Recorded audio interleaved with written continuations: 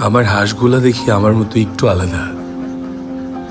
হাঁসের ডিম পাড়ার অনেক ভিডিও দেখেছি, অনেকভাবে ডিম সংগ্রহ করা হয়, কিন্তু আমার হাঁসগুলা ডিম পাড়ে কিন্তু ওরা আবার লুকায় রাখে।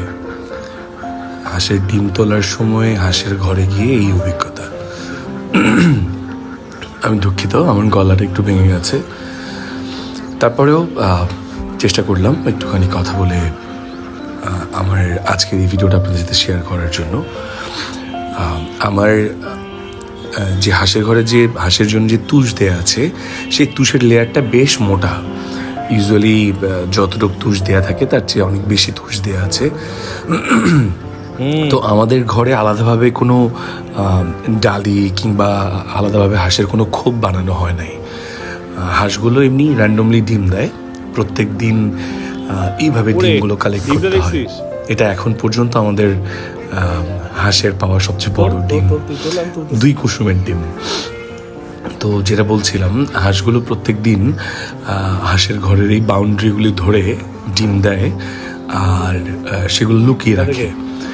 আমি বেশ কয়েকদিন সিসি ক্যামেরাও দেখেছি ওদের অ্যাক্টিভিটিস।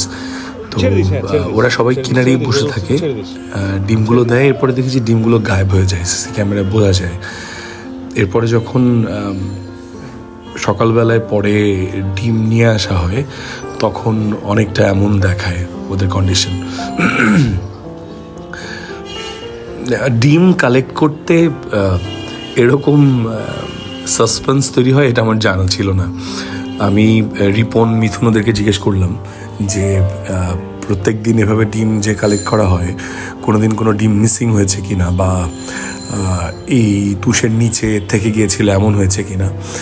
তো ওরা জানালো যে ওদের আসলে এই সাইটগুলোতে প্রত্যেক দিনই অনেক বেশি করে গর্ত করে করে দেখতে হয়।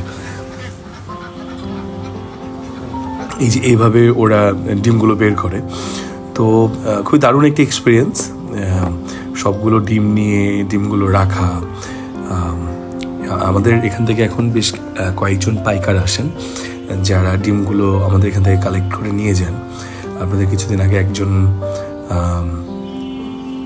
বুড়ো দাদুর ভিডিও দেখিয়েছি, যিনি ডিমগুলো কালেক্ট করছেন, সেল করছেন। তো খুবই দারুণ একটা অভিজ্ঞতা হয়েছে আমার। অ্যান্ড এই ডিমগুলো কালেক্ট করতে গিয়ে এর মধ্যে কয়েকটা ফাটাও পড়ে। খুব বেশি প্রেশারে থাকলে কি হয়, আমি দেখেছি যে হাঁসগুলোকে যখন সন্ধ্যার দিকে ঘরে ঢুকানো হয় ওরা সবাই ঘুম দেয় একটা। সিসি ক্যামেরায় আমি ওদের